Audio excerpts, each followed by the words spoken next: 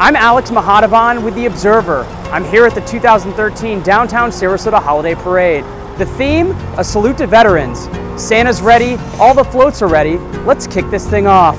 This year the theme is Holiday Salute to Veterans.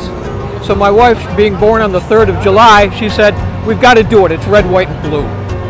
So we've come up with the concept and put it on paper, and then we try to put it together. And that's what takes the time. It was a little bit overzealous this year, but it turned out great. The float is compiled of 3 different aerial elements. There's the aerial moon, the single trapezes in the center, as well as the aerial hoop on the back. We also use the ladders on the side to represent an aerial display. Our walking unit includes jugglers, unicyclists, high bikes, acrobats, and all sorts of circuses. The float is about our forthcoming performance of the Nutcracker, which was premiered last year, and it's a special production for the city called the John Ringling Circus Nutcracker. We're going to have Prince and Sugar, who are our main leads.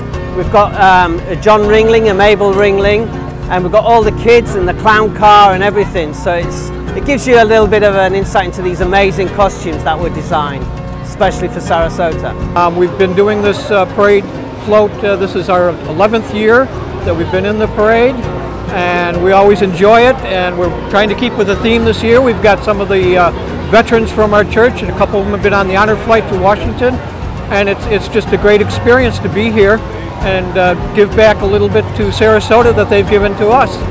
We have a lot of kids in our club, or that have graduated our club, that are in the military. We have one that actually just got back from Afghanistan, and we have one that just finished boot camp like 2 or 3 weeks ago. I definitely like the fact that we are supporting our troops and showing our support for our troops, because a lot of times it's just kind of, oh, Christmas, and it's not as much about the people that can't be home with their families for Christmas.